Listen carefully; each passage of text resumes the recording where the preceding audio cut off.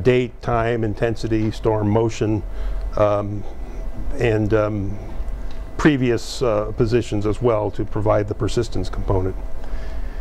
Now, moving up the line, we have what we call simplified dynamical models. These would be either a one-level or one-layer model that uses barotropic dynamics, or which we call the L-bar, which stands for limited area barotropic model, or the trajectory models, which are basically using steering flow generated by a more complex forecast model, along with a component of motion to simulate the beta drift, which is basically a slow northwestward drift induced by the variations in the Earth's vorticity with latitude. Then we move up to the highest in the hierarchy, which are the three-dimensional dynamical models, and these are either of the limited area variety or global. And the limited area models that we use at the Hurricane Center are, and you've probably heard of them, so-called GFDL hurricane model and the HWRF model. Amongst the global models here, these are the ones that we primarily use. There are others that are out there. The GFS, the ECMWF, the UK MET, the NOGAPS, and the Canadian model. These are all global models using different techniques to solve the governing equations in an approximate fashion. And the purely dynamical models have become our most important guidance for track prediction. And in fact, they've developed considerable skill in forecasting the large-scale environment, which we know is very important for the steering of tropical cyclones. And so we've gotten a lot better at that. And it goes towards a lot of these data sources that Jack has talked about that go into the global models, such as those from the polar orbiting satellites and aircraft data and so on. The global models, of course, have no lateral boundary condition. Therefore, as we get towards the extended ranges of 4 and 5 days and we move on to even longer range forecasts, they would be particularly well suited for making those predictions more accurately than the limited area models, which do have the influence of the boundaries that begins to propagate into the domain. The advantage of having a global model, though, is that you can use that to provide some of this boundary forcing information with time. The limited area models, though, since they use a limited area, you can resolve the atmosphere on a much finer scale, and therefore we have the potential to have a model that can initialize and simulate the evolution of the inner core of the tropical cyclone. And if you do this correctly, then you can perhaps account for some of the subtle changes in track, which can be very important when a hurricane is very close to the coastline, making the difference between, say, making landfall in Fort Lauderdale and making landfall in Homestead. But more importantly, I think, or much more importantly, it would have the potential with this very high resolution and advanced data assimilation in the inner core to predict changes in intensity. And that last point is very important because we're not there yet, and we're working on that.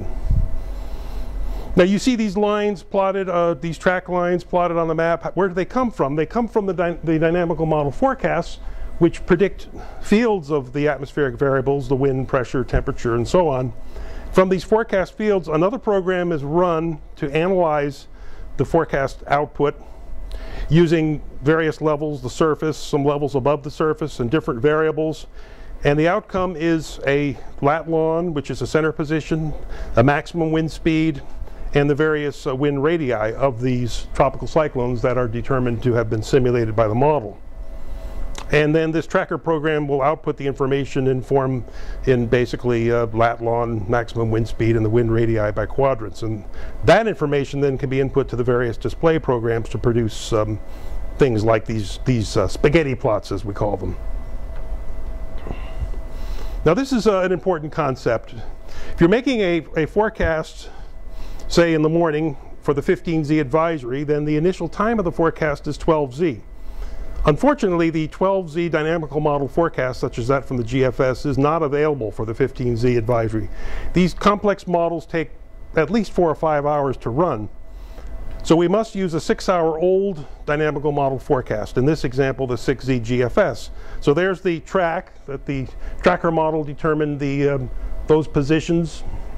I'm sorry, the tracker program determined those positions from the model output at 6Z. Now we're initializing the models at 12Z. And oh, lo and behold, it didn't quite go where the 6Z GFS said it was going to go. It went a little further to the north and maybe a little bit slower. So an interpolation program is run to shift the track so that it will correspond to the 12Z position, and we get what's called an interpolated GFS, or GFSI, and that's what's used to make our forecast. So we're always using, this is the concept of a late model and an early model. The GFSI is what's called an early model. It's available in time to use to make the official forecast. And we could talk about the concept of multiple models being used together to make a forecast, and the so-called ensemble approach here comes into play. This is a collection of forecasts all valid at the same forecast time. We can form what are called single model ensembles. In this case, from the GFS, we make multiple runs of the GFS with slight perturbations to the initial conditions to represent the uncertainty in the state of the atmosphere at the initial time. And we can form what's called an ensemble mean or a consensus.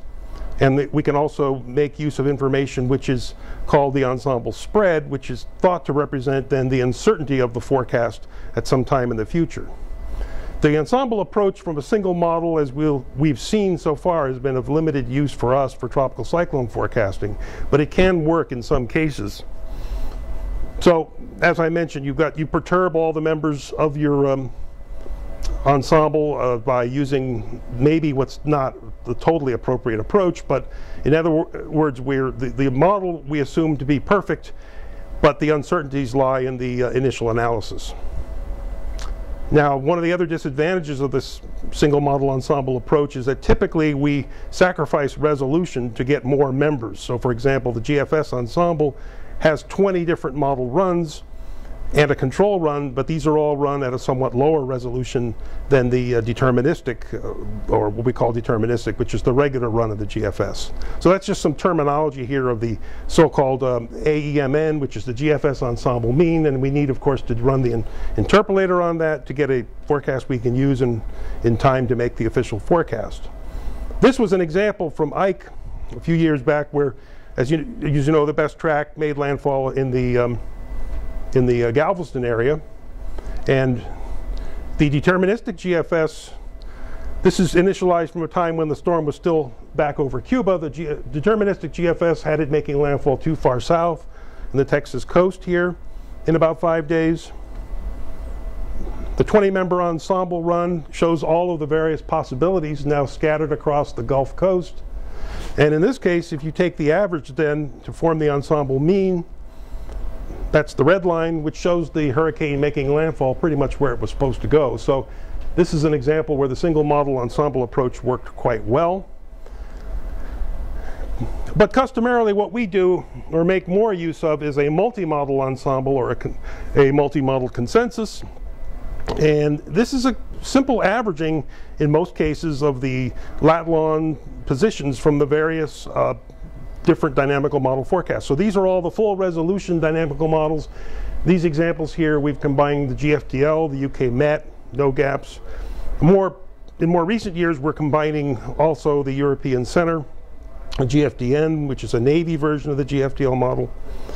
So there are a number of different multi-model consensus forecasts you can make, and I'll define the ones that we're currently using, and that's changing with time and over the years. And these are our so-called non-smart consensus. A smart consensus would be one where you attempt to weight the individual members in an appropriate way. And that would be the Florida State University Super Ensemble, which tries to account for the model biases over the years and needs to be constantly retrained for changes in the characteristics of the input models. This is what we call an excellent example here, because the different forecasts for Isabel here from the different models had a lot of diversity. See the no gaps way down south, the GFDL way up to the north, the aviation or GFS in black there, a little north, UK Met running down the middle. So, you know, obviously not all of these are going to be correct. You take the mean of those 4 members, and you arrive at the so-called Gun A here consensus, which is a 4-member consensus. And in fact, the verifying position of the hurricane was very, very close. So in this case, the sort of random errors in the models and forecasts tended to cancel one another out. I can show you some bad examples where they don't cancel, but that approach generally, overall, on average, does work. And so it works best when we have again, sufficient diversity in the different models. It seems to work better in the Atlantic than it does in the Pacific, and there's some speculation for why that would be true. Interestingly, the single model ensemble in recent years has worked pretty well in the Pacific, so I don't know, maybe it's compensating for that. And sometimes the consensus approach fails. And in cases where you have a tremendous diversity, too much diversity in the models, clearly you're going to have to do something other than averaging, and rather to consider something called a selective consensus, where you would exclude one or two models that you just think are totally wrong. And in this example, one could use perhaps some reasoning to exclude the GFS and the UK Met here. One thing could be that if you have a very weak storm, that it might be tending to turn to the west underneath a low-level ridge. That's when you try to use your own intuition and forecasting knowledge to make better use of the models. So in this case, you may want to look at the fields themselves and see whether the UK Met or the GFS are showing a storm that's too strong and extends well up into the upper troposphere and would tend to be carried off to the east by the high-level westerlies. But the bold-faced or capital letters at the bottom is really the message here, that resolving discrepancies amongst models is much harder than some may have you believe. So here you can see all the tremendous diversity. There's the ensemble mean, a simple-minded approach. The real position of the storm is way over to the west. So obviously a consensus which excluded the GFS and the UK Met would have been better, but still not good enough, because it moved farther to the west than any of the models showed. Okay, there's something else called the prediction of consensus error. So you have a model consensus, which again is this is a multi-model consensus, and you want to know a priori how accurate that consensus is apt to be. How likely is it to have a large error or to have a small error? And there's been some work done by Dr. James Gers a few years ago that attempts to predict the error of the consensus forecast. And the main predictor that goes into this, the most important one by far, is the spread of the consensus. That is the average distance of each model member from the mean of all the models.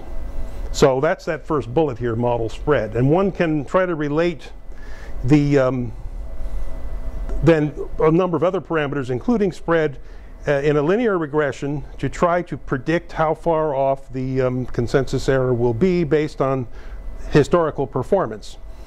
So this regression line in the curve here, then you can go ahead and shift that line upwards so that 75% of the predicted consensus of errors will agree.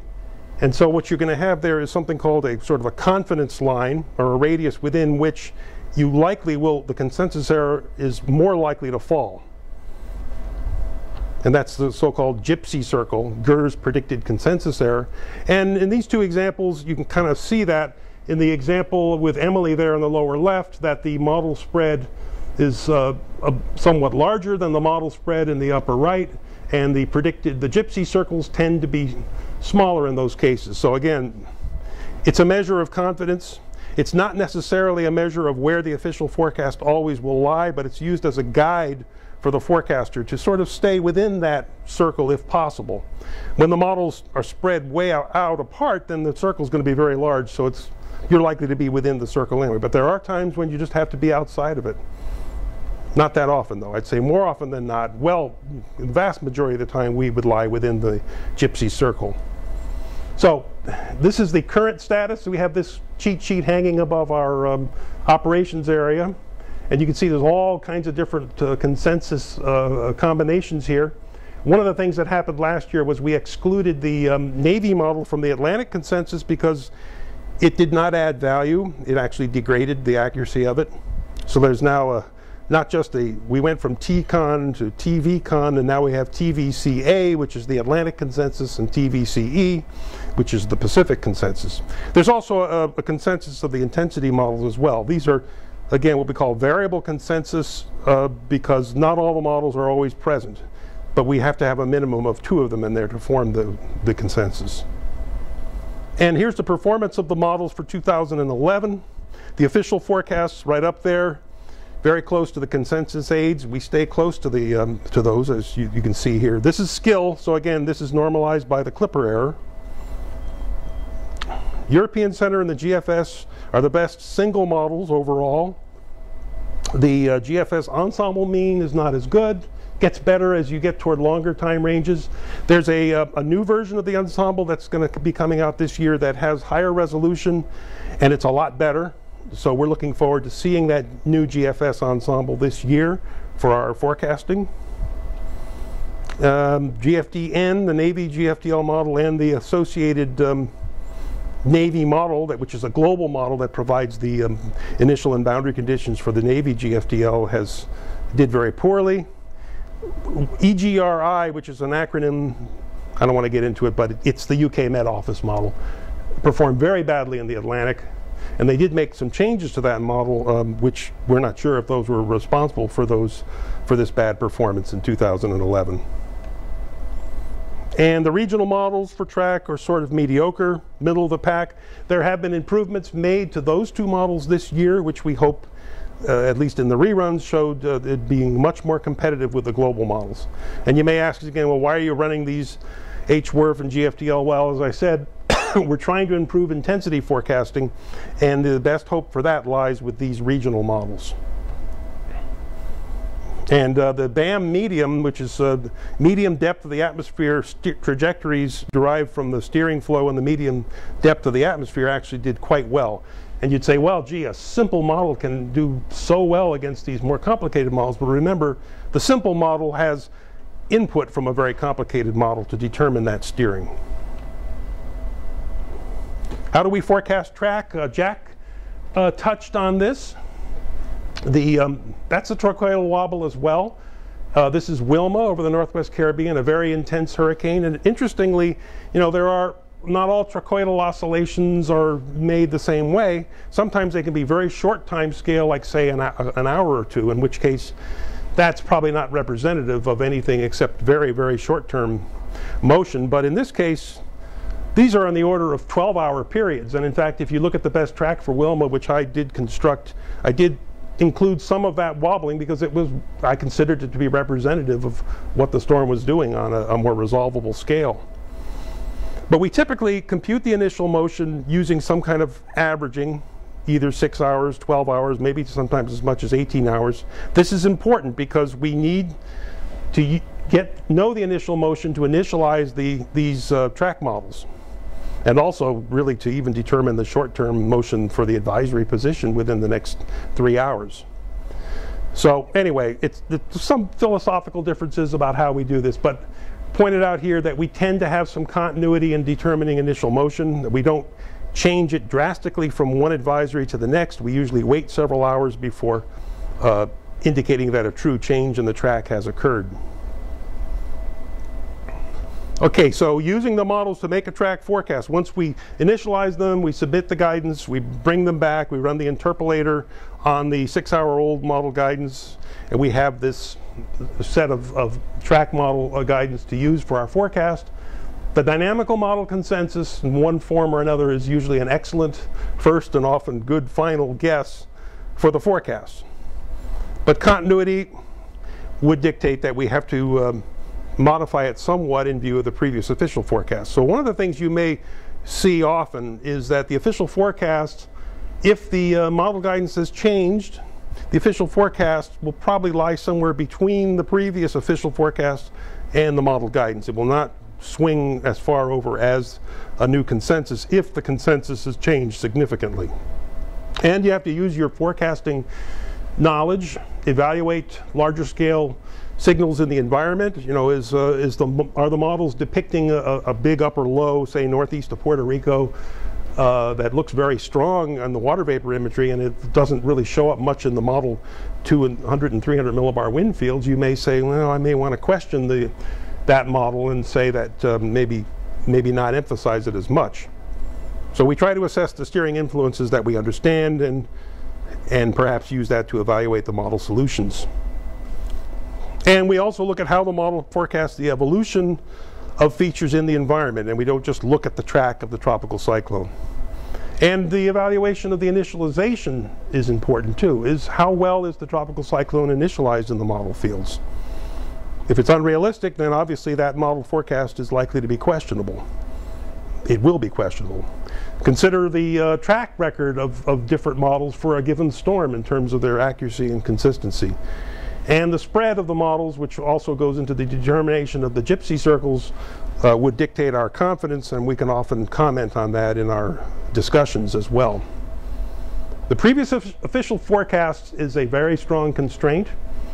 Our credibility can be damaged if we change that forecast significantly from one forecast to the next, if we then have to go back to the previous forecast 6 hours later. That's the so-called flip-flop or windshield wiper, and we want to avoid that. So, changes to the previous forecast are usually made incrementally. We try to make the forecast better, but we don't want to change it a lot. And we strive also, in a given forecast that we make, to have smooth changes in direction and speed over the various forecast intervals. So these are sort of, it's almost an aesthetic there, that last point. But the continuity, again, is very important. Okay, this is an example from Dennis from a few years back. And in this case, at 12Z on the 6th of July, the official forecast is very near the model consensus, near the extreme western Florida panhandle. At 12Z, the morning package. The afternoon advisory, the model guidance is all shifted off to the west, more toward the New Orleans area, actually. And the temptation might be to say, well, the consensus is going way over there, I'm going to go over there too. But no, we don't do that. That's not advised for a number of different reasons. In this case, the official forecast is nudged westward into the Alabama coastline. And that's probably somewhere which is sort of splitting the difference again between the new model consensus and the so-called OFCI, which is basically the previous official forecast. Perfect continuity would dictate that we just follow the previous forecast, of course, but we're going to change it somewhat, but we don't want to change it drastically. Then in the evening package, the guidance is still sitting over there to the west, and we're starting to get a little nervous, but we're holding our ground. We're standing our ground. We're little overall change to the guidance, and the official forecast shows very little change. The no gaps has shifted slightly eastward. No gaps maybe is not the world's greatest model anyway, so we're holding steady. Then, in the middle of the night, which would be really bad if we had made that big shift and shifted it all the way over toward New Orleans, then after midnight we go ahead and get this guidance, which is back towards the Alabama-Florida border again, and in this case it leaves the official forecast back where it belongs, near the center of the guidance envelope and very close to the actual track. So in this case, the models, the models can do what they want. They can go back and forth. They have no conscience. The forecaster has to worry about this continuity and also the penalty that he'll have to pay if he makes a drastic change, and then we have to flop back. All right, now we'll get to a point. So that's kind of in a nutshell how we use track models, a real quick 30-minute primer or whatever. Here's a sort of a pet peeve of mine, I don't know, is that I think maybe the track guidance is just too available, because it's available to everybody. It's out there, freedom of information, whatever. But there's a potential for misinterpretation by those who don't fully understand what these models, where they come from, and misuse by, say, going to model A, B, C, D, and as opposed to the official forecast. There needs to be a realization that not all models are created equal, that not all models are appropriate for given systems, and extreme caution is advised when looking at guidance for these so-called invest systems, which in the past few years has become quite widespread. So should I go to the question, the second question? Because it relates to the last bullet. And I think everybody knows what I'm talking about when I refer to invests. It's a whole new hierarchy of classification of systems. And there's this presumption, I think, in some cases, that if it's an invest, that's just the next step towards becoming a tropical cyclone. Well, yes, sometimes, but not always. So the question then being asked is, show guidance for spaghetti plots for invests. Right, where is that? I see. Do you show the spaghetti plots for invests? All right, good. Okay. I think you have to close that too. Oh, can I go back? Let's review the answers here. Did the first question get hopefully not erased, did it? It was there, everybody was yes. 100%. Okay, so basically all of you show the spaghetti plots for tropical cyclones. And it's about half and half here. But I'm seeing we're getting about a 50-50 split. I'm happy to see a small majority here saying no. Oh. Yep, I jinxed it.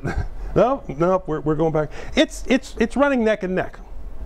Well, I'm glad that there's at least some, there isn't this unanimity in the fact that you want to show guidance for these invest systems. Remember, some of these systems can be so weak that they don't even have a closed circulation, that they may not even extend up above 5,000 feet.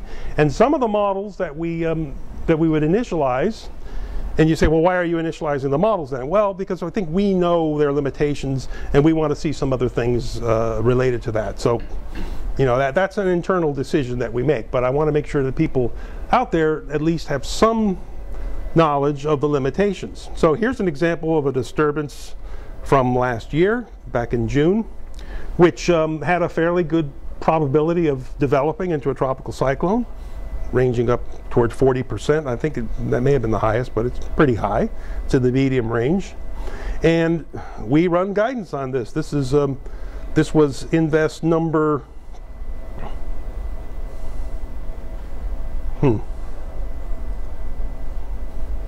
identified as AL94.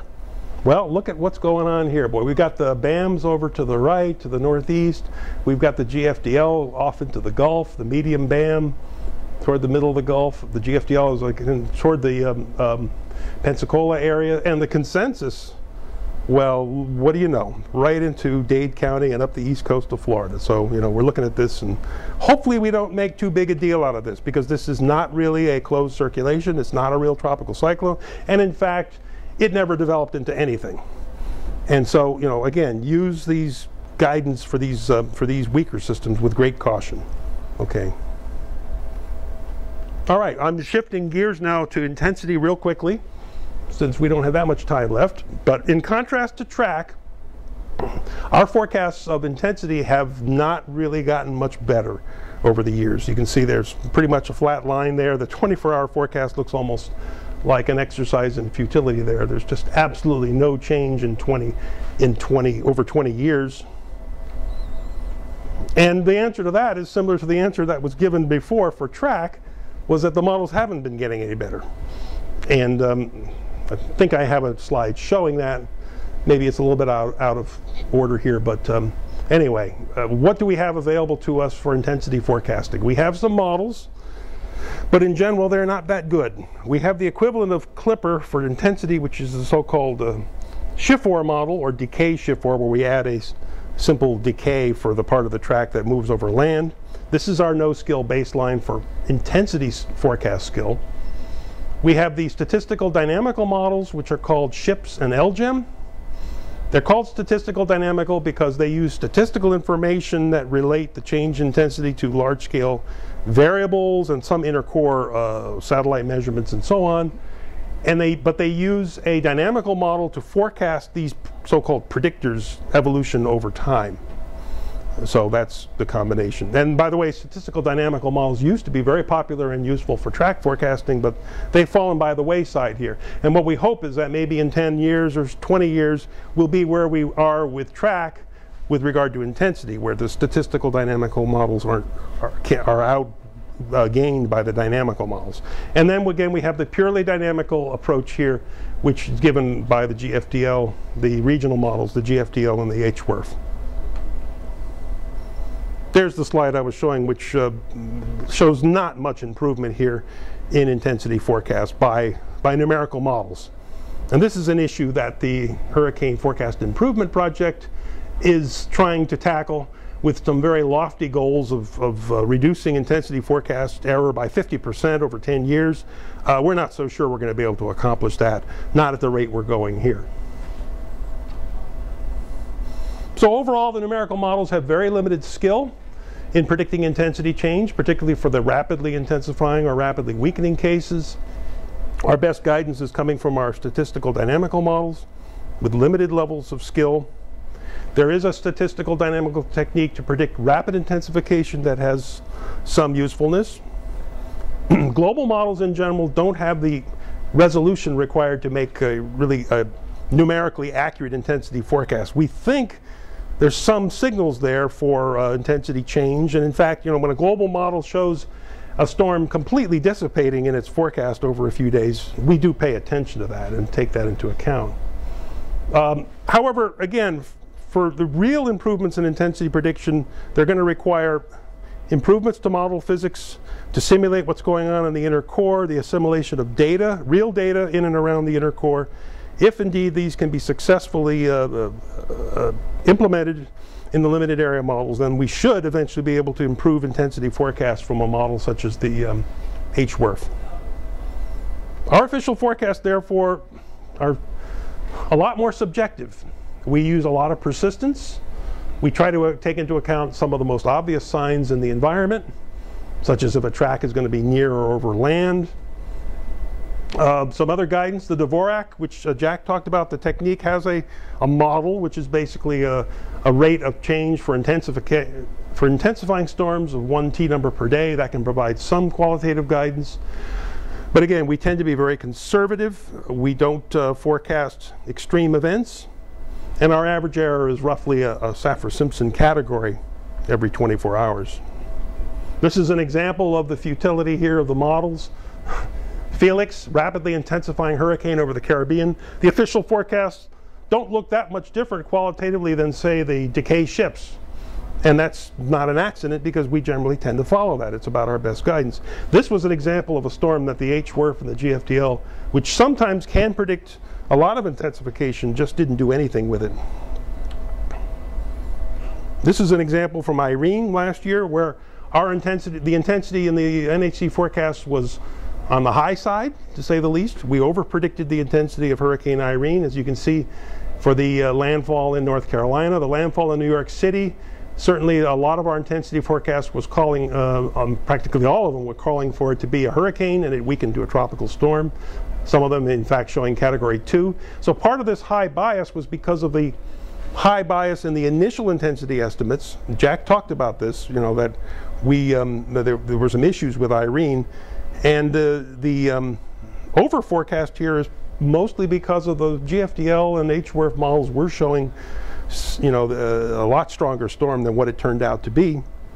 So, and again, as was mentioned earlier in the lecture here about, there were very high, some strong winds aloft in Irene, and there was a concern that the storm would redevelop some strong convection around the center, and it would bring some of those strong winds back down to the surface, and you'd have a lot more storm than we ended up getting. But that really wasn't the case. Fortunately, was not the case. But we did take some criticism for our intensity forecast for Irene. Here's another infamous example here from last year. Rena in the Western Caribbean, as it was strengthening through hurricane status and going to become a major hurricane, actually nearing, it became a major hurricane the following day, actually, but it was a fairly formidable system. GFDL and HWRF, which, you know, again, they have some credibility. They were predicting a pretty strong storm to be approaching South Florida. And I show on the bottom there, is this a problem for South Florida? So the HWRF bringing it up to 117 knots and the GFDL bringing it up to 130 knots. There was some concern. But here's what actually happened about 4 days later. Rena completely fell apart.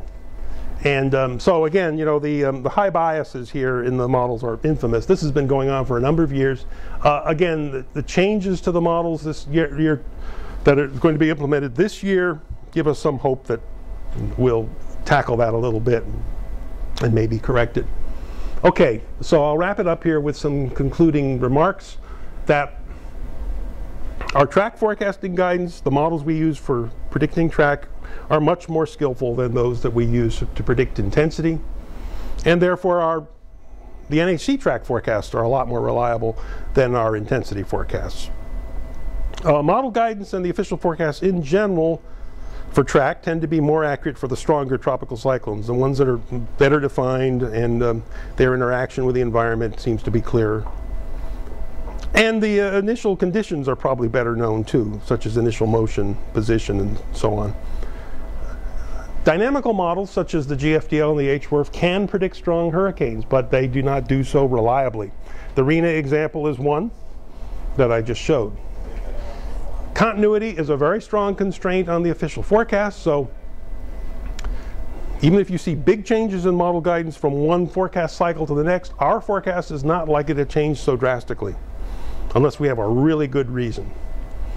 And again, use great caution in looking at models and evaluating models for non-tropical cyclone systems or invests.